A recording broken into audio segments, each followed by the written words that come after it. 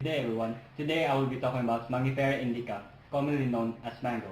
But specifically, I will be talking about the mango leaf and how it can be used as herbal medicine for hiccups and sore throats. This is the procedure. Trouble with frequent hiccups or other throat problems, mango leaves can be a great home remedy. Simply burn a few mango leaves and